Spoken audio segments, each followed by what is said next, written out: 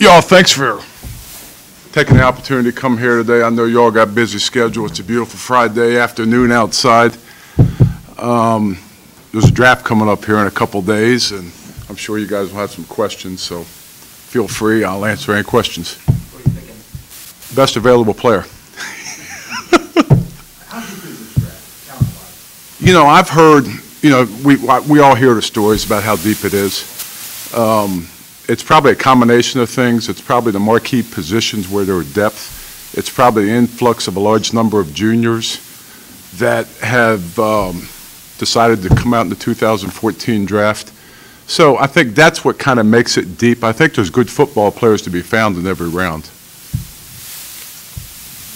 You like that you mentioned the early entries that a lot of people think that's part of that the salary scheme. Do you like more early entries like that? Well, if they're ready to play football, I like that. But, How often is that the case? well, I think that's where you do your homework. Sometimes guys make hasty decisions. Some guys make the proper decision. It's the best advice that they give. You know, there's a process within the league itself.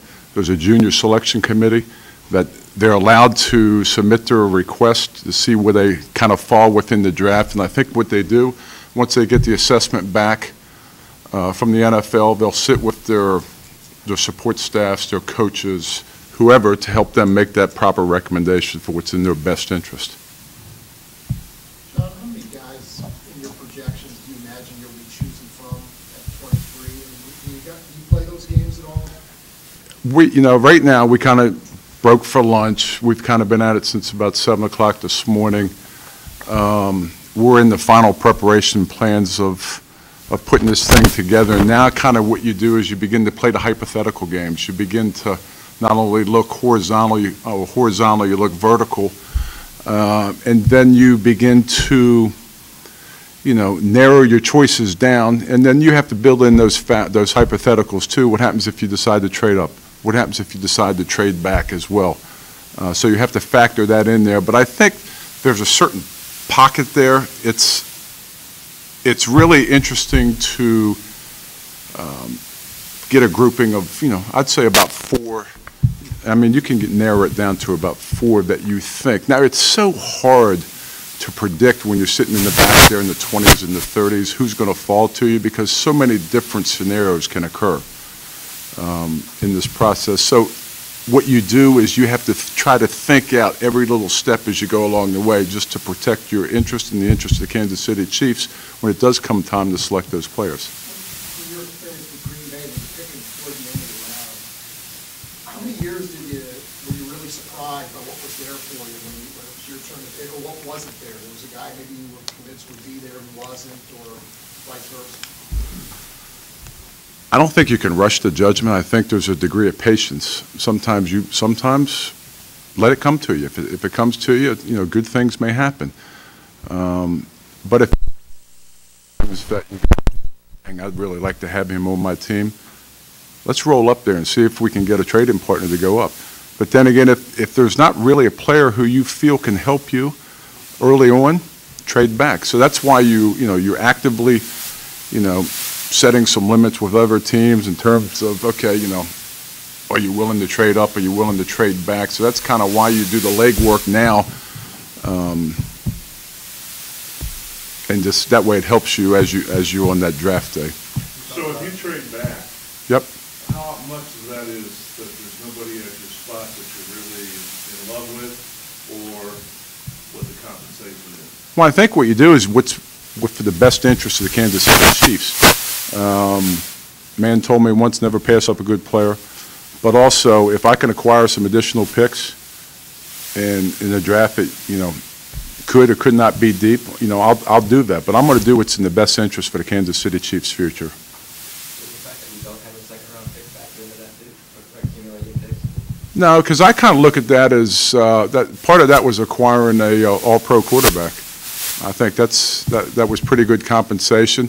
And who's to say that we won't have a second-round pick? You know, I mean, it's one of those scenarios, you know, all of a sudden you're on the clock and you get phone calls because there's this player or this player is there. And then you have to weigh the value of the players versus the compensation that's being offered, and then you make those decisions. John, how many teams have actually inquired potentially a trade already or reached out from the draft? Well, I think what you do is you do your due diligence. I think you call all 31 teams and just let them know, you know, if something happens and you'd like to move up or if you'd like to move down, you know what? Our phones are always open. We've got them, I think the media and probably fans are ready for this draft to happen. The 2 extra weeks will be beneficial to you? Yeah, I mean, what you have to do in this scenario is don't overthink it. I mean, you could overthink it in 2 weeks. That's the one thing. I think you have to have again, you have to be a little bit patient here. It gives you a little bit extra time to do certain legwork that maybe you felt you were rushed on, let's say like in last year's draft. But I think it gives you a little bit more time to relax, recharge, just kind of sit back. It doesn't give you, don't overthink it is the easiest way to put it. When's the ideal time for the draft, in your opinion? When are you ready to have a draft? In the spring. So this is a good time for you then? You know what? Every personnel guy loves the draft. I mean, because you have a chance to help your organization, to build and add quality players to that. And that's kind of what the whole thing is about, is trying to get your team better as you go along here. It doesn't make a difference to me. Whatever the rules are, whatever the game, whatever the cards that are dealt to you, I think you got to play by those rules, and that's kind of what we're playing by those rules. How many names do you have on your board this year? Good question. I would say anywhere about 150 to 175. Last year, I think you said this time you had between 150 and 160. So even though this is generally acknowledged to be a deeper draft, you don't have any more names on the board than you did, or maybe a small amount more. Quality over quantity. I mean that's kind of the way it should be. If it happened today, if the draft were today, is there anybody you're salivating over, willing to sell your soul for to get with what you see? Well, there's a lot of them up there I'm salivating. I don't know if if they were there at 23, I would say, okay, I'll get those. But no, I don't think, there's a lot of good football players in this draft. It's just not up in the top part of the draft. But I think from a value-based perspective, there are players to be had, like I said earlier, in every specific round. There's good players to be had. How different is your approach to this draft compared to last year when you're at the top of every round? About 22 picks. Yeah. I mean, I'd prefer to be down. I'd prefer to be at the back third on a consistent basis. Last year was very unique. Hopefully, it never happens again. You have a new coaching staff. You're trying to understand the philosophical positions of your personnel staff. You're trying to understand what it takes to be successful within the scheme, both offensively and defensively. Now I have a clearer understanding of both offense and defensive scheme. I think the best analogy would be is, in my mind, I always had a cookie-cutter image of what a 3-4 defensive end is supposed to be like. But in Coach Sutton's defense, he has a big 5-technique end and a 3-technique defensive end. Two distinct, different, players to play those positions to succeed. There's a high degree of success because the personnel staff is like-minded thinking, the coaching staff is like-minded thinking. There's great communications between both staffs. It's the one-year cycle you're in, and I sleep better at night because my family's here. Kind of piggybacking on that. Therese, you need a haircut too. Okay. Kind of piggyback on that. I think it just kind of surprised some people when they took Sheldon Richardson last year. I think people saw him as a 3-technique, prototypical 3-technique. Mm-hmm. Then he goes out and wins the year. I mean, for a 3-4 team, you think with the way the league is passing now, like some 3-4 teams might be more tempted to go for guys who don't necessarily fit the confines of 3-4, but you can rush the passer if you're a player, will make it work to you? Well, no, I think the game is, I think that's a good question because the game has truly been extended out. The speed of the game has gotten a lot faster. Anytime you can get generate internal pressure with the pass rush, I think that's critical because it helps those defensive backs in the secondary as well. So any time you can get a interior pass rusher, there's some added value within that pick. And it's even better if the guy's a three-down player, a big, still speaking of an interior tackle. If the guy can play the run the first 2 downs and then play, nickel, stay on the field, what kind of value does that bring? Sounds like a first-round pick to me. And also, with the way the league's passing out still, it's important, how much more important is it to find inside linebackers that can cover in space or pick up running backs or tight ends and feel comfortable really crashing down hard on these crossing routes that are going crazy in the league? Again, the game has changed, and it means the speed of the game has changed. And I think it's imperative that your inside backers be able to have those athletic traits with quickness and speed and agility to actually succeed in the pass defense that you ask them to do. Couple more, guys. John, did you get a chance to watch Alex Smith's last week? You know what?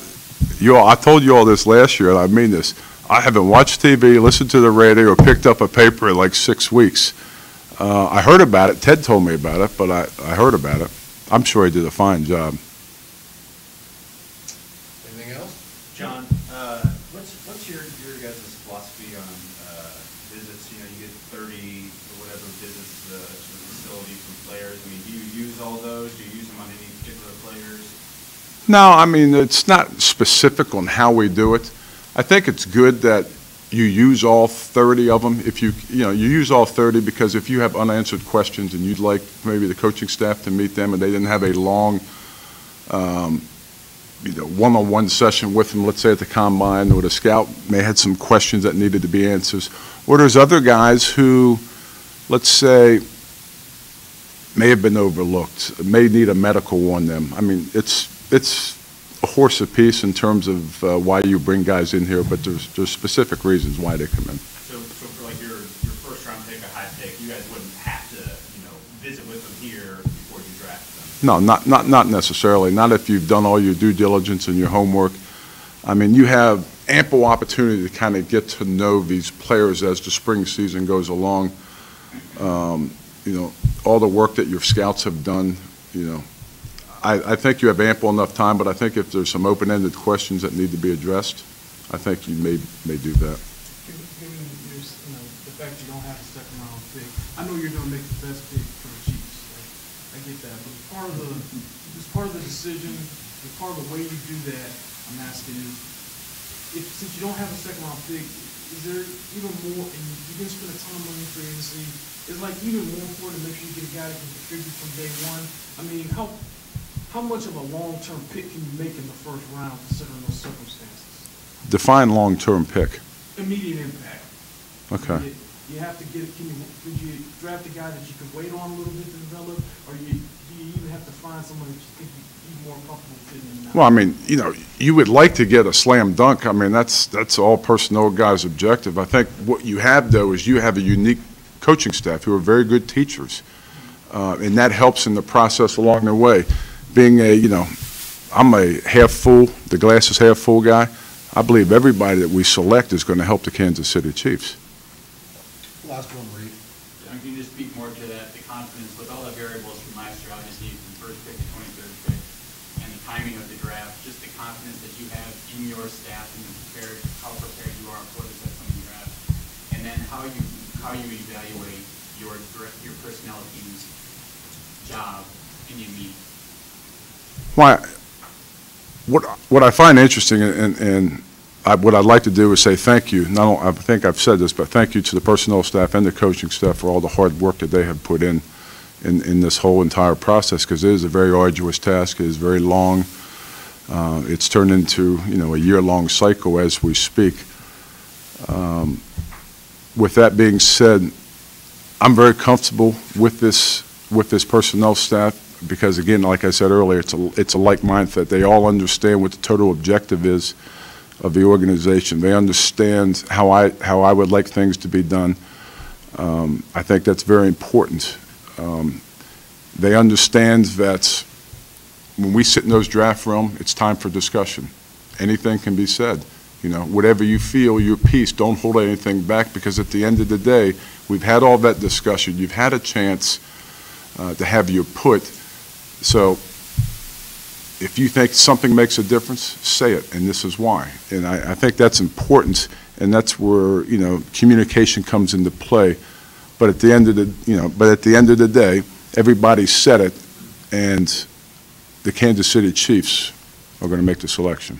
Do you have all the information that's been crammed in your head by yourself, by your scouts, by everybody? As you sit there right now, do you have a player in your head that you want at 23? Oh, I'm glad you clarified. I was going to say I got about 500 or so players in my head. You know, you have a wish list. But again, those things have to unfold in a perfect scenario.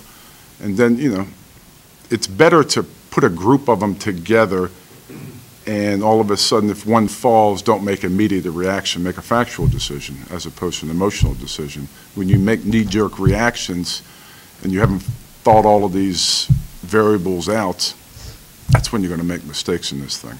Okay. So we saw a draft camp. The lead up to the draft day. Yes, sir. We're never going to see John Dorsey go, they just took my guy. I did that yesterday. You don't do that on draft day. No, I mean, you can't do that. I mean, you know what? It's all there. Just let it all play itself out. And then, you know, you sit there and, you know, assess it and analyze it. And, you know, you're going to have deep thought about, okay, what's best in the long-term future. I mean, that's how you think through these things. Okay, Adam. John, looking back at last year's Chiefs draft. Yes, sir. Have your expectations for that group changed, having been in and knowing what they're about for a year? I think, again, I said this earlier, I think, you know, to truly assess any draft class, it's going to take 3 years in the system. Like I said in the past, and I'll say it today, I'm very happy with this class. And, you know, I look forward to great things from these guys coming up here in this training camp. All right. Thank you, guys. And Lee. Therese, you didn't get mad at me, did you?